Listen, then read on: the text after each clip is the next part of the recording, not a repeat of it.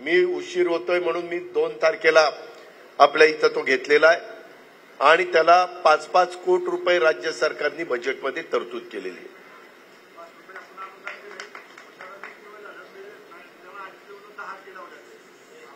ते सोमनाथराव ते छोटं काम आहे माझ्या दृष्टीनं, मी करून देतो.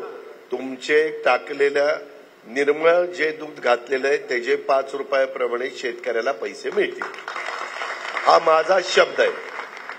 त्याच्यामुळं आणि त्याचा आचारसंहितेचा संबंध नाही, कारण आचारसंहिता सुरू व्हायच्या आधी ते डिक्लेअर केलेलं आहे, तरतूद केलेली आहे. त्याच्यावर तसं काही काळजी करू नका. एक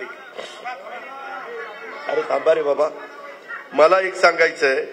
त्याच्यामुळं आज काय झालंय, इतक्या आधी आपण नेहमीच सगळ्यांनी मिळून आपले बूथ वाईज कमिट्या व्यवस्थित केलेल्या आहेत. तो डाटा सगळा राष्ट्रवादीच्या ऑफिसमध्ये होता. आता त्या डाटाचे नंबर घेऊन सगळ्यांना तुम्हाला संपर्क साधले जात आहेत आपल्या विरोधी पक्षाच्याकडनं. आणि त्यामध्ये माझी तुम्हाला विनंती आहे, मला इतकं काम आहे, महाराष्ट्राचं आहे, पुणे जिल्ह्याचा पालकमंत्री म्हणून आहे, बारामतीचा आहे, मला काही रोज तुम्हाला फोन करता येणार नाही. काहींना आता दिसायला लागलंय की बाबा हे काही साधं सुद्धा काम नाहीये. काही वेळेस काही जण सांगतील की बाबा वर आम्हाला द्या, खालची निवडणूक येईल त्यावेळेस त्यांना द्या. मी मागेही व्यापाऱ्यांच्या मेळाव्यात सांगितलं, वर पण मी आज देश पातळीवर राष्ट्रवादी काँग्रेस पक्ष चालवतोय. उद्याच्याला मला जर माझ्या विचाराच्या उमेदवाराला काही डाग लागला तर राज्याच्या राजकारणात देखील माझी किंमत कमी होईल, देशाच्या राजकारणात देखील माझी किंमत कमी होईल. अरे मी सांगतो रे. त्यामुळं बूथ मध्ये काम करणाऱ्यांनी, सगळ्या महिला सदस्य, पुरुष सदस्य, युवक सदस्य, सगळ्यांना माझी विनंती आहे, जे आपल्या संस्थांचे पदाधिकारी आहेत त्यांनी पण त्या ठिकाणी बाहेर पडलं पाहिजे. त्यांचे पाहुणे रावळे काय असतील त्यांना भेटून समजावून सांगून आपल्याला उद्याच्या काळामध्ये देशात एनडीएचं सरकार आणायचं आणि त्या सरकारच्या माध्यमातून आपल्या लोकसभा मतदारसंघाचा, आपल्या महाराष्ट्राचा हा विकास करून घ्यायचा आहे, कायापालट करून घ्यायचा आहे. त्याकरता नुसता माणूस व्यक्ती निवडून देऊन काम न करता नुसतं पार्लमेंटमध्ये भाषणं केल्यावर प्रश्न सुटत नाही. पार्लमेंटमध्ये भाषणं करून मी आता जर इथं न येता मी मुंबईमध्ये बसून भाषणं करून उत्तम संसदपटू म्हणून किताब मिळवला असता आणि इथं काम बघितलीच नसती तर काम झाली असती. आज सकाळी पण मी जातो त्यावेळेस मला अनेक आया बहिणी त्या ठिकाणी शुभेच्छा देत असतात, पुरुष मंडळी शुभेच्छा देत असतात. त्यांच्या काही तक्रारी असतील तर त्याही मी ऐकून घेत असतो. आजच काहींनी काही तक्रार केली तर मी लगेच अधिकाऱ्यांना सांगितलं की त्यांच्या तक्रारीमध्ये तथ्य आहे ते करून टाका. आज माझ्या तांदूळवाडीची लोक आली होती, त्यांचा तिथं काहीतरी प्रॉब्लेम आला होता. तांदूळवाडीचीच होती ना, तिथं काही प्रॉब्लेम आला होता. त्याच्यात माझं नाव सांगितलं की दादांनी पत्र दिलं आणि त्याच्यावर इथं आता 2 रस्ते होणार आहेत. मी ते बघितलं, ते तिथल्या स्थानिकांच्यावर अन्यायकारक होतं. मी ताबडतोब सांगितले अजिबात करायचं नाही, कुणाला त्रास होईल अशा पद्धतीचं कुठलंही काम आपल्याला करायचं नाही. मित्रांनो, मी पुन्हा तुम्हाला दाव्याने सांगेन, तुमची साथ आहे, तुमचा पाठिंबा आहे, तुमची एकजूट आहे.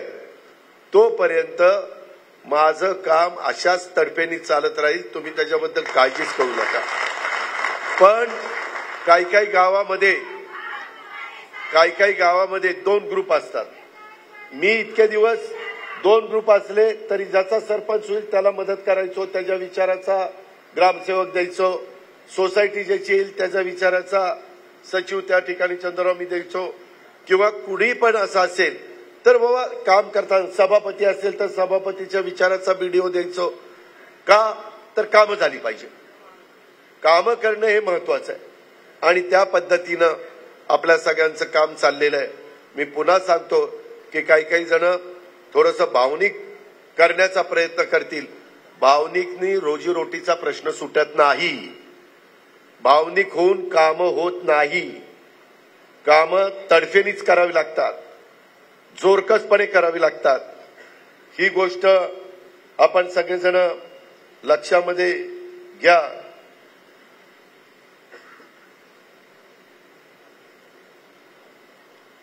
त्याच्यामध्ये अनेक ब्रिजेसचे पण कामं चाललीत, अनेक कामं चालली, तुम्ही सगळेजण बघताय। आणि उद्याच्याला वोटर अकाउंट झाल्यावर साधारण जुलैमध्ये मी बहुतेक बजेट मांडेन, त्यावेळेस पण बजेटमध्ये आपल्या जिल्ह्याला चांगल्या पद्धतीनं महाराष्ट्राला देत असताना इथंही निधी देण्याचं काम करीन, जिल्ह्यालाही तालुक्याला। मित्रांनो, डीपीसी तुम्हाला आश्चर्य वाटेल, तुम्ही मला पहिला आमदार केलं त्यावेळेस आपली डीपीसी होती 40 कोटीची। अख्ख्या जिल्ह्याचं बजेट होतं 40 कोटी। प्रदीप गारटकर, आताच्या काळामध्ये आमची डीपीसीचा आकडा गेलाय 1260 कोटी। 1260 कोटी म्हणजे जिथं जिथं आपल्याला वेगवेगळ्या प्रकारची विकासाची कामं करण्याच्या करता निधी देता येईल ते निधी देण्याचा आता 25-15चं पण लवकरच मी करतोय। माझी एवढीच तुम्हाला विनंती, कामं दर्जेदार झाली पाहिजे, तुम्हालाही समाधान वाटलं पाहिजे की नाही बाबा हे काम आपण सरपंच असताना, आपण उपसरपंच असताना झालं, काम चांगलं झालंय। अशा पद्धतीनं तुमचा सगळ्यांचा प्रयत्न असला पाहिजे।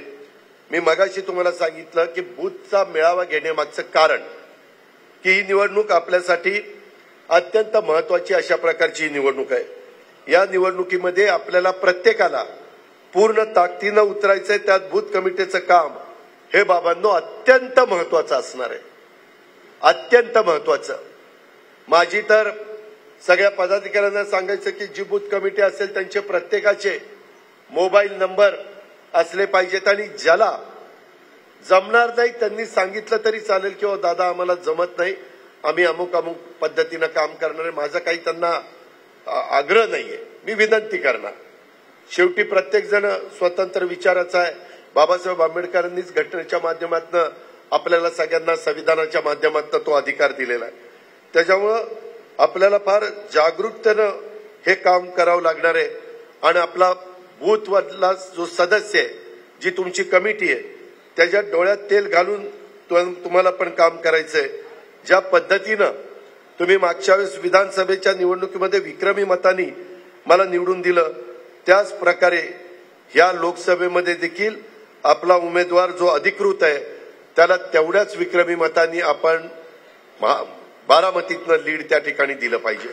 मी इंदापूरचं, दौंडचं, बोरवेला, मुळशी, खडकवासला, पुरंदर तिथं जाऊन मला तिथं काय भूमिका मांडायची ती मांडील, परंतु या बूथ कमिट्यामध्ये काम करणाऱ्या प्रत्येक पदाधिकाऱ्यांनी, कार्यकर्त्यांनी आपली जबाबदारी यशस्वीपणे पार पाडायची आहे। त्यात कोणत्याही प्रकारची कसूर चालणार नाही।